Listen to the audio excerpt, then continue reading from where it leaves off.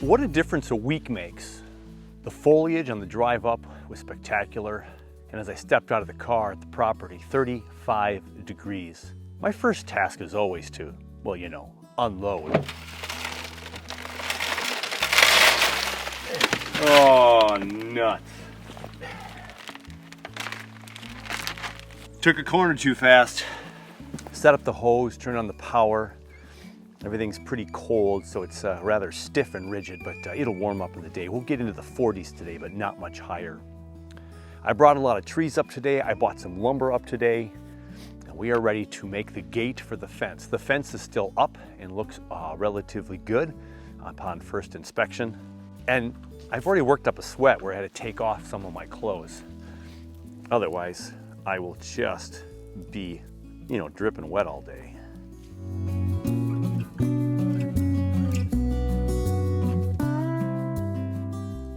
So just about a week ago, my dad and I were up here at Bonsai Acres and we erected the fence. We put this twine on here to kind of hold the gate section closed because I was shy one pillar. So now we need to correct that. We have all the wood we need. I brought the adapter to charge up the power tools if I need that. It's time to build a fence and complete the gate. Oh my goodness, do you think I wrapped this around enough? As my brother and I used to say when we were building forts back when we were teenagers, extra support. We always built with extra support so nothing would cave in on us. We were building an underground fort at the time and we did not want it to cave in on us. Of course, if you build things the right way, you should have plenty of support to begin with. But a little extra support can't hurt. So as we walk into the fence area, we've got the pine trees that were planted last weekend as the sun comes out. And as we talked about on that show, we planted everything at an angle. Jonas Dupuis reminds us, hey, don't ever plant anything straight up. That one's close to straight up. Everything's looking good. We've got some white pines, we've got some red pines. We even have a couple of arborvitaes that we will hope grow tall, and we'll cut them up and make some imitation hinokis. And there's also, of course, a couple of the poplar trees that were in here before we put the fence up. So we got a couple of poplars right here and here and here. Yeah, let's get the water on the trees and we'll start that slow process. We'll see what the pressure's like. So let's see if there's any pressure. Oh yeah. Won't last very long.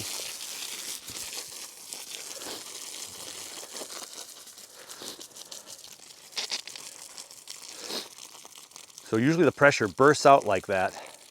So I can turn it off every once in a while and build up the pressure. But then it just comes out to a little dribble, which is fine because when you water trees, that little dribble, well, we got to have some dribble, is just fine. So we'll put this here. And we'll see if we can water this tree slowly. We'll water the back northwest corner first. We've got mulch on the ground. It's going to hold the moisture. The good thing is these trees had rain this weekend. A couple days ago, there was at least some rain, and I want to show you something real quick. So it's a little hard to tell from now, but here is the proposed river that's going to come from the proposed pond back in there. And when I came here this morning with the frost on the ground, the darkest earth was right here, which means that the rain did its thing, right? And when the rain started to go down the hillside from up there actually was a little channel of water that came down here in what is now a relatively dry riverbed. So that's fantastic. It's going to come from the back pond here, and we'll dig out some of that earth in the spring next year and get it started. And the water's going to come down right here, and it's going to flow down into the bog over there, the larch bog. And so this will be a nice little catchway of water, and I can see what I can do with it in time in the future. And then the question was where to put the bridge. And so we're going to put the bridge right here, right in the center, where the gate's going to be right here after today. We'll put a nice little low-level bridge that has a nice ramp for wheelbarrows and such to get through into the trees in this section. And this is only going to be one of about probably 2 or probably 3 sections of trees that we will have before too long. Now to think about a few things, take some measurements, and dig a few holes. The 2 holes I had to dig for the buckets are complete, relatively level. It's gonna go from here to there. And as I try to take a couple pieces off of the support system, my drill didn't work. So last time I was here with my dad, the drill conked out. I thought it was just battery issues. 2 full batteries again, and I have one charging up at the shed right now, and the newest battery fresh from the wall last night. It's gonna die. Wait, press it. Oh my gosh, I am not gonna complete this fence with nails, but let's go to town and see if Ace Hardware is open. Okay, so we are here in town. Took me 20 minutes to get to Ace Hardware. Let's head in and see if we can find ourselves a new drill. Success at the Ace Hardware store. I got the exact same drill I've had, which I really loved. And guess what? It was on sale, 40 bucks off. So it was a good day for it to break down. Now, it's never usually good to have things break down, and we never like to spend money, right? But 40 bucks off, 2 new bits.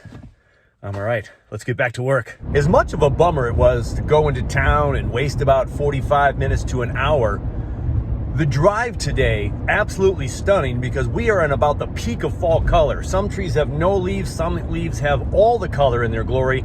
The sun is in and out of the clouds today, and the drive, well, it's worthy of a second look.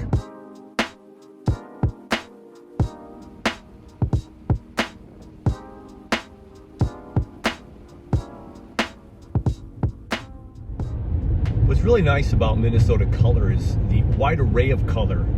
As we hit our peak, we've got the evergreens, we've got reds, we've got burgundies, we got rust, yellow, light green, dark green, the whites of the trunks of the birch trees. It just doesn't get much better than this.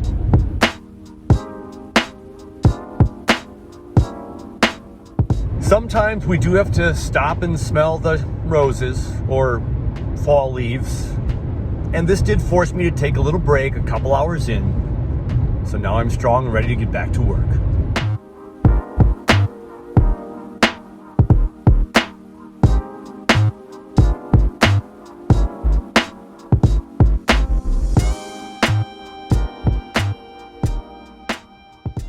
And look, comes with a handy dandy carrying case. So we got to go to the shed and plug this thing in case the batteries are undercharged. We're inside the shed now. Let's plug it in and see what we got. The other charger was at red and all ready to go, but I plugged in the new one, and we're going to go ahead and we're going to put this in here and see how much energy we have. Okay, we have a red flashing light. Pack charging. Yeah, that's about half of the battery life. So we'll let that go in there. Now there are 2 batteries that come with this unit, so that's awesome. 2 batteries, plus I have the old battery, so I got the same unit. Those should still work. They might not last as long, but we're gonna get these all ready to go and start doing some drilling. The power box there is a little bit old and really hard to see what's what. We've got the well and pump over here. There's the trailer and house, but there's no trailer or house on the property anymore. I got this one to work with the OD button, and then I just got that one working down over there with that outlet there. So we do have power. So while those are charging up, let's go back down to the fence, measure things up, make sure everything's where we need it to be. And by the time we do all that, we probably will have half power on 2 of these batteries. And also the other batteries should be full. So maybe we can get some drilling going on. Old. New.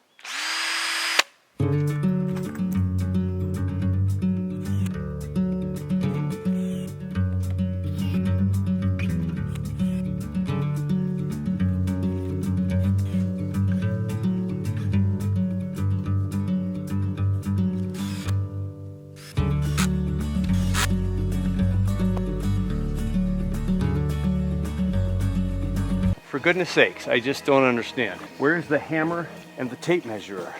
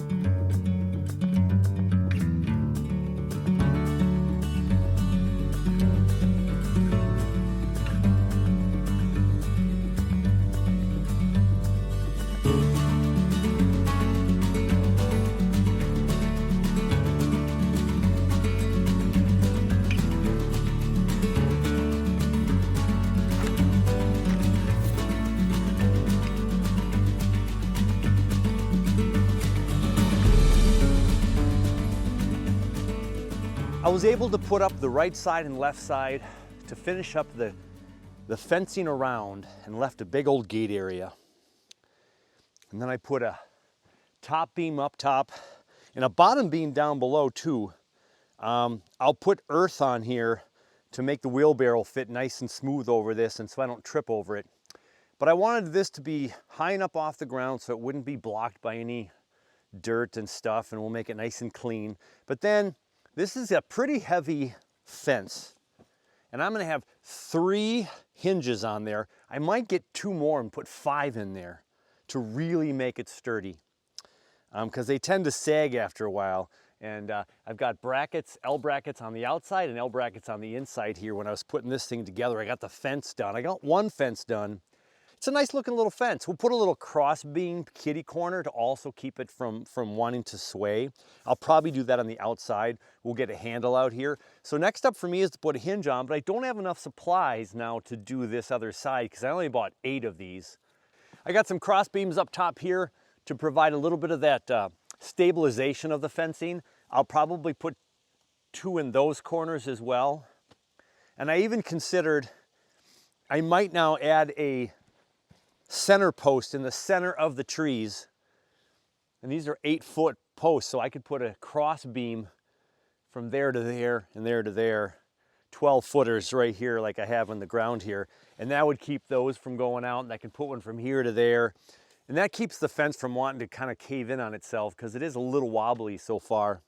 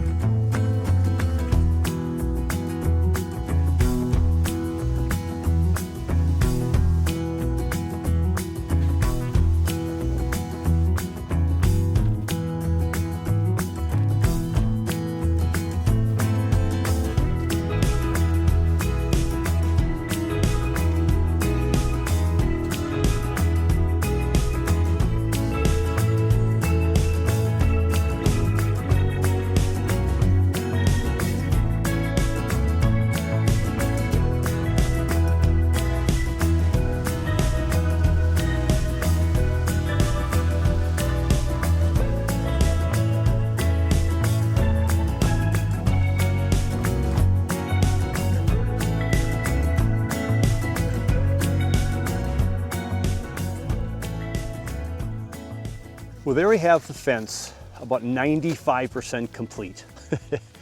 I just got to get that left door created, a little more pieces, parts, and we'll be good to go. And as we come into the farm, we put in a couple of Black Hill spruce. We put in a couple of Korean firs. The red pines were there.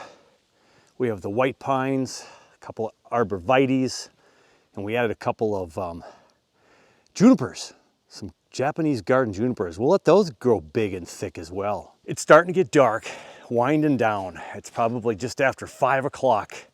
Been at this for about 8 hours since I arrived with that little break to buy a new tool. Very excited.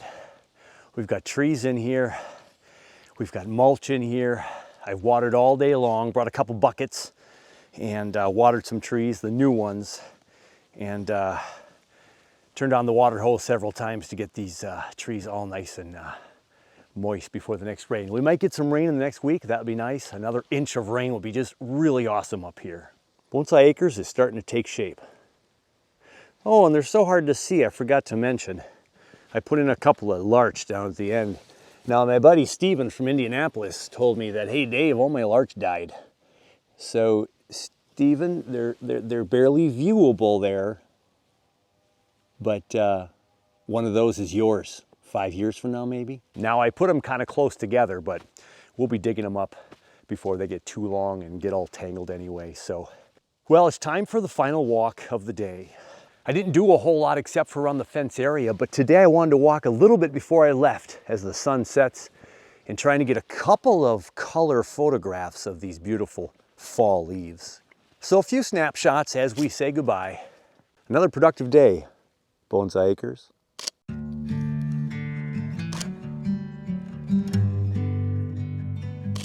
Toby's coming back from upstate New York, so the next time I come up here, perhaps it'll be with Toby. He hasn't seen the place yet. I know he's pretty excited. And so comes the end of another Bonsai Acres vlog. Until soon.